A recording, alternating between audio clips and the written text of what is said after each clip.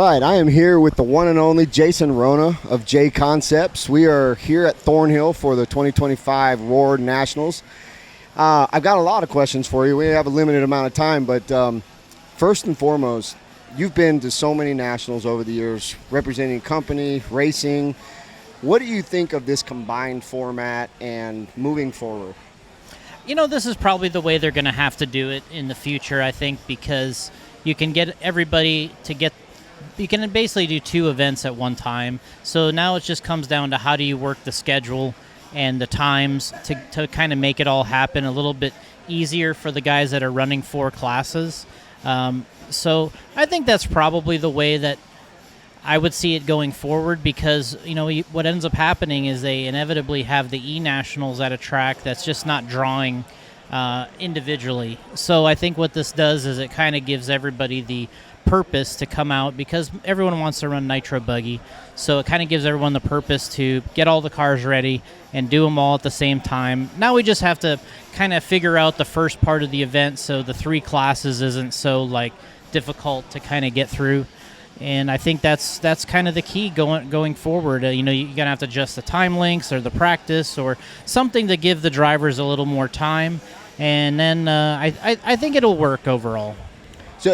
So it's up to this point, we are now one qualifier away from being done with buggy qualifying. We're almost through the entire program. How do you think it's gone to this point? I think it's gone okay. I think they're kind of making changes on the fly because we've never done this before, and I think that they kind of laid out a schedule for themselves. And then when you get here and then it's in practice, I think it was a lot more difficult to get all these drivers through running three classes at the first part of the event. So I think that they had to add a little bit of time on main day. They needed to kind of take that Nitro Buggy practice out on the end of that first main day, just because everyone was just wore out from driving, racing, wrenching. They just wanted to leave at 5 or 6 o'clock instead of 9. So I think that was kind of what you could kind of feel there. So if they could kind of iron that side of it out, I think it's gone pretty well. The races are running flawless.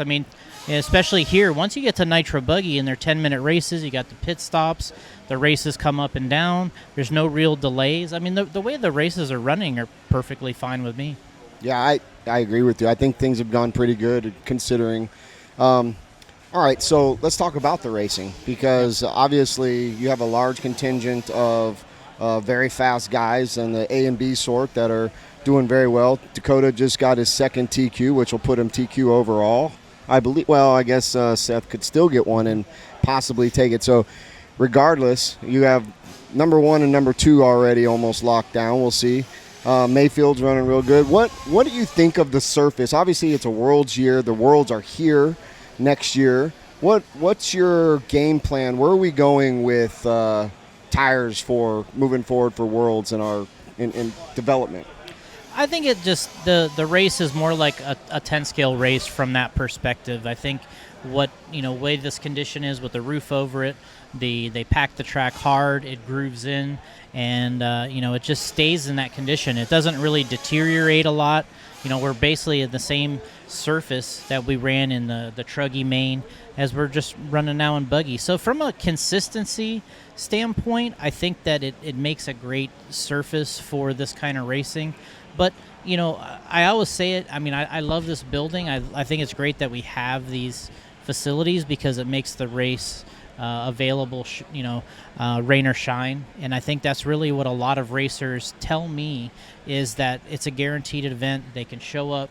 They know that it's not going to rain out. They can practice. They can race. It's not going to get cut short. So that's the advantage of this. From an appearance standpoint, I loved it when they didn't have the roof here and we were racing still 2 lanes back. Yeah. It was a massive track. To me, it was a real 8-scale track. It had that kind of gnarly, nasty flair to it. We ran nationals here on that. Mm-hmm. I think Dakota and Ty, I think they were the winners there. There were a lot of good races, but it was impossible to maintain the track. It's just so massive. If they have one little rainstorm like we got yesterday, just out of nowhere it started raining, and I think that that's what'll really hurts having an outdoor massive track is you just don't have the people and the equipment to get it back running quickly. And in something like this, you don't have that kind of time. Yeah. So from an appearance standpoint, I loved watching those on the outdoor track. I thought the cars looked really, really good. It's just so wide open and big. It just looks like a real 8-scale track.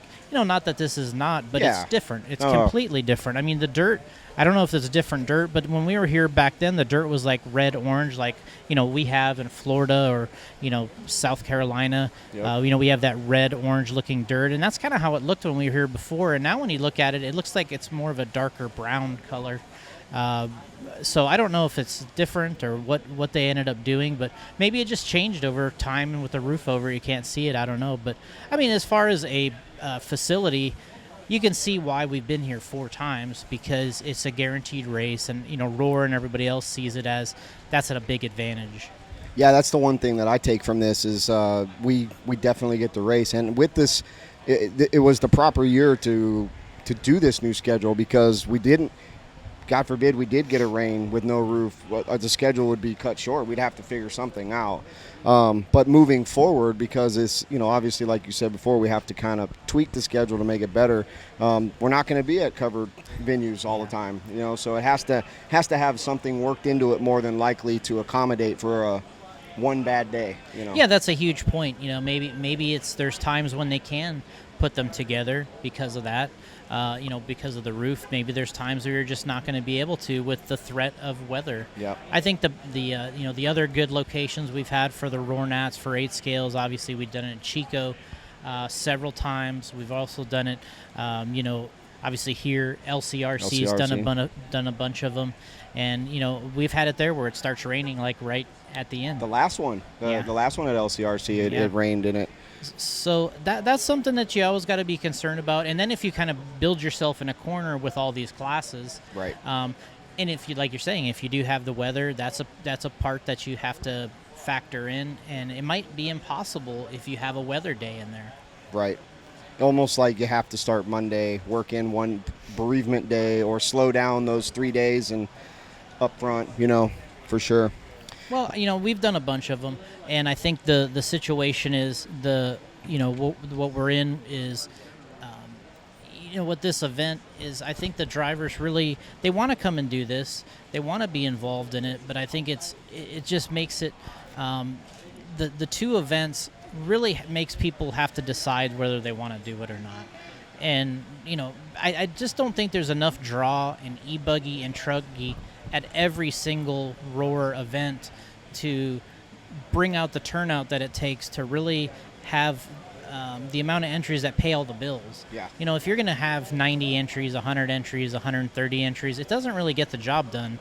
And that's actually kind of on the high side of ENATs lately, so like it's been sub 100. Yeah. And that's the issue. That's why we're here today. Yeah, and I don't think that's going to work. And I think I think it's sort of misleading. Sometimes people say, well, maybe e-buggy and e-truggy isn't popular. It's like, no, that's not the case. Those are some of the 2 biggest classes out there, especially every year it seems to grow. Yeah. When you look at these PMBs and you look at all these kind of other events and you look at the entries, there's a ton of e-entries. So the racers are out there. They want to run those classes. They want to run truggy. They want to run e-buggy. But they're not going to go do the Roarnats because I think there's a lot of conditions that just don't favor them. There's not the multiple class breakdowns. There's usually more days involved. The entry fee's higher. The the fact that it's just there's no bump ups. The racers don't really like that. I mean, when they came here, there's a lot of people confused. They're like, oh, why? There's no bump ups here for electric. It's like, yeah, there actually isn't any bump ups. So, and that's a world thing, right? Like Sure. in 10 scale, and we'll call it electric. That's a world thing. There's no bump ups at the Worlds. There's no bump ups at any of these e-events from a main sanctioning body standpoint. It's only at the big open events that everybody does, like yourself, where we add all these bump ups to the equation. And and the difficulty is you have to run all the races first to bump all the drivers, Sure. and then all the A mains are at the end. And it's a scheduling thing that Roar hasn't really taken on. I know at our races, we kind of sit there on Sunday and we have a bunch of races to bump everybody. but the A mains don't really run till late in the day, and then there's a short time between them. So that's kind of the trade-off, is all the A mains happen at the end, but you only have like 3 or 4 races in between. So you got to really have your stuff together, ducks in a row, to make all the races. So that's kind of the trade-off. So would you be in favor, or would you think that Roar should consider maybe taking away 1 or 2 of the we do triple A mains, but taking one of them away, or even both, and making just one main and allowing bump ups at the national level? I don't like the single A main event normally. For a large event like a Nationals or Worlds, I think you have to have triple mains, because I think to sort it out properly, I think that's the best way to do it. And I think it's better for viewership, right? Like if you only have one main, you have all this build-up excitement, boom, it's done in 10 minutes or whatever. That's the part that's kind of a bummer for me, like when we do Nitro Challenge and stuff where there's only one main, and it's like there's all this excitement and everybody loves it, but it's like we don't have a second or a third. So, it's a long time to wait out there. It's a lot of travel, it's a lot of days, and then you have one main, and then you kind of feel like, all right, well, that was exciting, and it's over, and that's how racing used to be. I mean, only the Worlds was a AAA main format. There was a time where even the Roar Nationals was a single A main format. Okay. So the Worlds was the first events that were 5 minutes and triple mains, and IFMAR qualifying. There was times at the Roar Nats it was heads up. It was, 4 minutes and then one main. So, wow. Over the years it has changed, but I do think the racer wants the bump up. I mean, every racer that I talk to that's not old school, we'll say, they're just like they're blown away. They're like, there's no bump ups. I've seen the comments online this week. It's been like, what do you mean there's no bump ups? Like, well, that's the way it's been. Like, Roar didn't throw that in this week. It's just so everybody's clear. This has been going on a long time. Yeah. All right, so I know we're getting short on time. Stuff's about to get started, but whatever you want. What can you give me on? Tell me a secret. What's coming out? What's new with J Concepts that no one knows about that we can give our viewers at Wheel and Trigger a little insight on? What are you working on? Well, normally what we do is if it's a 10 scale year or an 8 scale year, we kind of cater our product for racing around those events. So we work a little harder in that category during a World's year. So for 10 scale, we're always working on new bodies or new wings or accessories, or tires and compounds for those years. For the Worlds, there's obviously control tire. It's a little bit different, but we concentrate on the other parts. If we can't do the tire at the Worlds, then we concentrate on the other parts, because we want our drivers to do well. I think it's still in our best interest that we go and help our drivers do the best that they can, regardless if it's control tire or not. We try to be there for them. So we do the 10 scale focus, and we try to work hard in that. The couple of years ago was we wanted to make sure we were covering the Schumacher, the X-ray turnbuckles, and we wanted to make sure we had the complete body lineup. We're kind of there now. X-ray is tougher to keep up with, because there's a new generation, and anybody, to be honest, it's tougher each year, because those generations turn around so fast. So, sure. I think that's a kind of a big concern for us, because it's hard for us to finish 4 or 5 bodies before it starts all over again. So it could really be quickly a waste of time when you come out with a new vehicle and we got to turn everything around. So that's what we're working on there. We always are testing and trying compounds. But we want to be better than we are now. We realize that we have some stuff that works really well, and everybody kind of knows when to use it, right? But we don't really have we want that surprise one. We want that one that's gonna open up the gap a little bit more. We're never really satisfied. So I think heading into next year, we're going to have to be a little better here. I think you add in better drivers, which we get with the Worlds, the international crowd, and that competition's going to ratchet up a little bit, and we're going to have to be a little bit better. I can see that, and we'll work on that, because this is a tricky surface, and it's not easy. Obviously we're doing well. We have guys that do well, but we want to make it a little bit easier for them. From a tire standpoint, we want to be better. Then we got bodies. We're working on those all the time. The wings for the 8 scale, and I think what we're coming up to with 8 scale is the same thing as we were in 10 scale. We want to make sure we have everything for the S-Works, whether it's the turnbuckles or the bearing kits and all that, which people have, but at the same time we want to make sure we have it because we want our guys to feel like their brand is covered. Regardless of what they're using, we want to make sure that everybody feels like they have a J Concepts thing to put on it and to add to it. So, and then from there, we have some plans. We have a full monster truck kit that we're going to sell this year. Okay. That's just kind of a passion project for me. It's not related to this. It's not really related to necessarily the basher market. It's a retro inspired full monster truck kit. Nice. That we're going to release this year, and we've been working on that.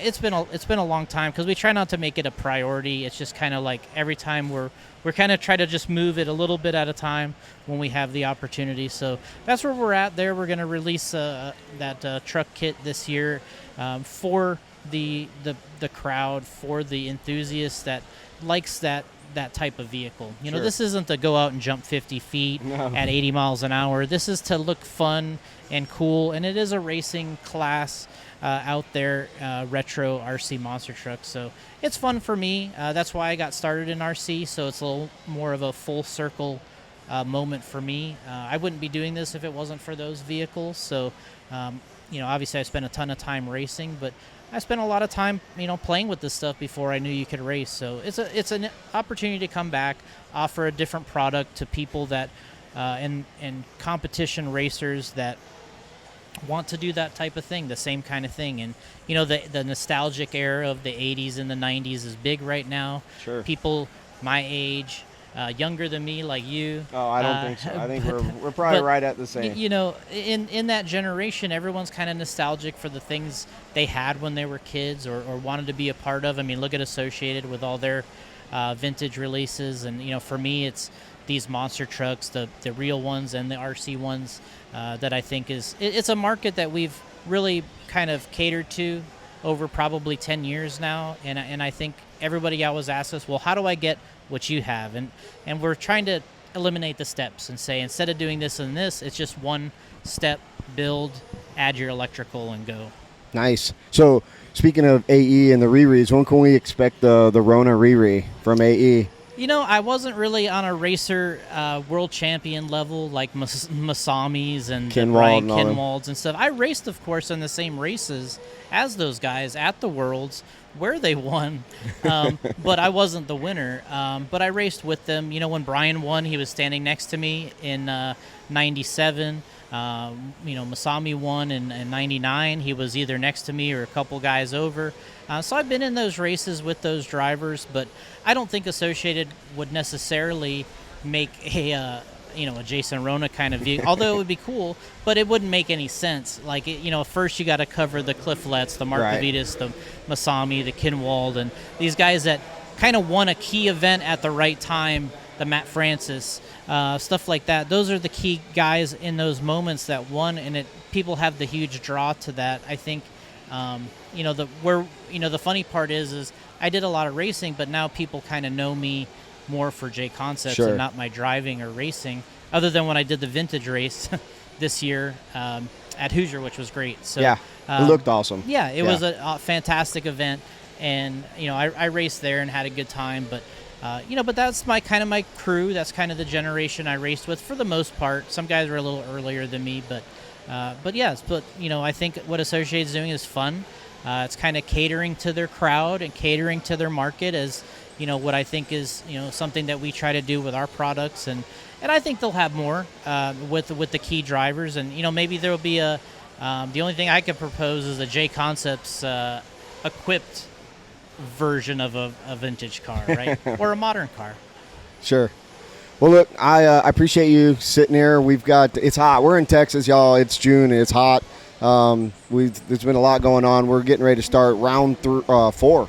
Yep. Finish up qualifying here. Thank you and good luck the rest of the way. You guys are kicking butt, and looking forward to a great finish to this week. So. All right, you too. Congrats on the great racing with your guys, getting some TQs and some wins, and you can keep adding to it, hopefully. Yeah, both of us.